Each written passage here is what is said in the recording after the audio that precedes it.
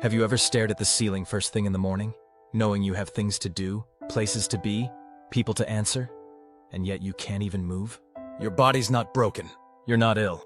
But there's a heavy fog around your mind, and even the smallest task feels like climbing a mountain barefoot. So, what do you call it? Most people call it laziness, but that word doesn't fit.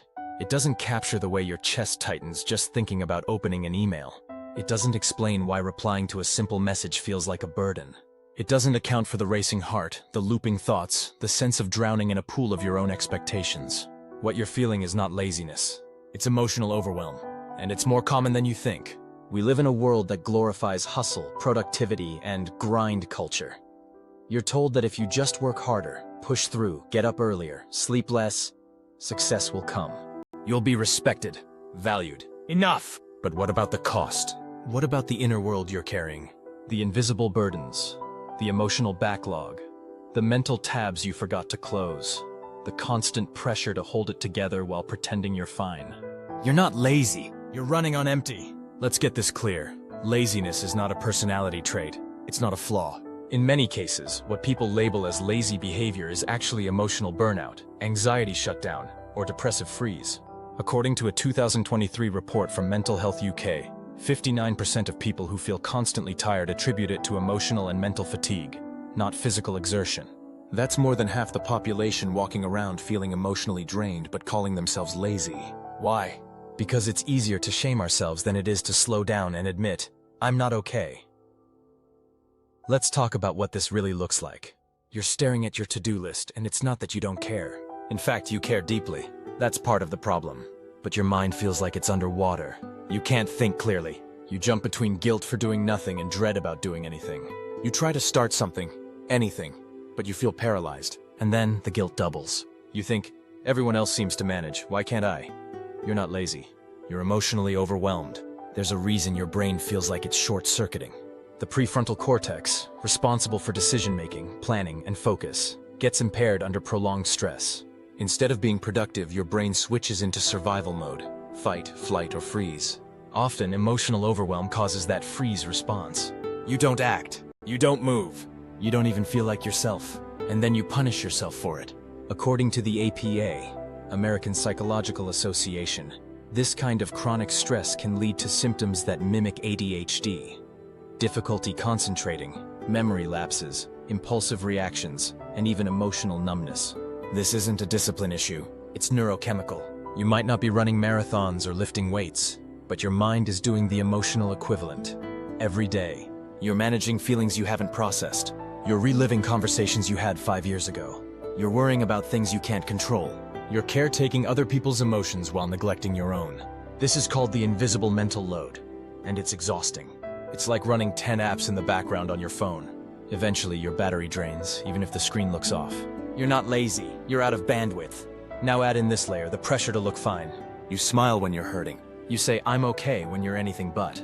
You scroll through social media and compare your mess to other people's highlight reels. You try to keep up, all while slowly shutting down inside. This is emotional labor. It takes enormous energy to fake normal. According to psychologist Dr. Susan David, emotional suppression leads to higher rates of anxiety, depression, and even physical illness. Why? Because feelings don't vanish. They bury themselves in your body. Pretending is exhausting, so stop pretending, start healing. Let's face it, our world isn't designed for emotional regulation. It's built for stimulation, distraction, and constant performance. You're pinged by notifications every few minutes. You're juggling messages across 4 different platforms. You're expected to reply instantly, multitask constantly, and never miss a beat. And if you stop, you feel guilty.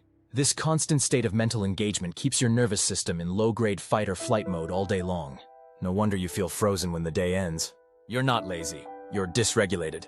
Still wondering if you're just lazy? Check these common signs of emotional overload. You avoid basic tasks but feel terrible about it. You overthink simple decisions. You isolate because conversations feel draining. You sleep too much or not at all. You feel blah. Not sad, not happy. Just numb. You're irritable for no reason. You fantasize about disappearing or running away. These aren't signs of laziness. They're cries for emotional rest. So what can you actually do when everything feels like too much? Here are 4 things you should do. G.O.A.T. 1. Name it, literally say out loud, I'm overwhelmed. This simple act activates your prefrontal cortex, helping bring rational thinking back online. 2. Pick a micro win, forget the full to-do list. Focus on one tiny thing. Drink water, stand up, make your bed. Momentum beats motivation. 3. Reduce stimuli, turn off your phone for 10 minutes. Shut one tab, step away from noise. Your brain needs space to breathe. 4. Use a grounding ritual. Try this. Place your hand on your chest and say, I'm safe. I'm allowed to slow down. That may sound simple, but it can reset your entire nervous system. Harvard researcher Dr. Ellen Langer found that even small acts of mindfulness, done consistently, drastically improve emotional regulation. So yes, even pausing for 30 seconds to take a conscious breath counts. One breath can interrupt the cycle. One truth can loosen the shame. One act of kindness toward yourself can start a new pattern. Let's be honest. Sometimes you don't need a strategy. You just need permission. Permission to not be productive. Permission to feel what you feel. Permission to say, I'm tired, and not apologize. You're allowed to stop. Not quit, just pause. Even machines need maintenance. Why should humans be any different? Rest is not a reward. It's a requirement. You don't need to prove your exhaustion. You don't need to explain your burnout. You don't need to feel guilty for doing nothing. Doing nothing is doing something. It's recovery. As Dr. Sandra Dalton Smith writes, rest is not the absence of activity. It's the presence of restoration. You don't heal from emotional exhaustion by trying harder. You heal by doing things differently. By setting boundaries instead of people-pleasing. By resting instead of rushing. By expressing instead of suppressing. By listening to your body instead of ignoring it. You don't need a complete overhaul. You need consistent compassion. Final reminder. If your brain feels foggy, your chest feels heavy, and your to-do list feels impossible, it's not because you're weak. It's not because you're lazy. It's because you're carrying too much for too long with too little support. And starting today, you're allowed to put it down. Just for a moment. Just long enough to remember who you are beneath the pressure. Because you're not lazy. You're healing. One breath at a time. Thank you for watching. If you found this video helpful, don't forget to like, subscribe, and follow us for more. Our next episode in the Emotional Healing series is titled The Hidden Emotional Labor of Daily Life. You won't want to miss it. See you there.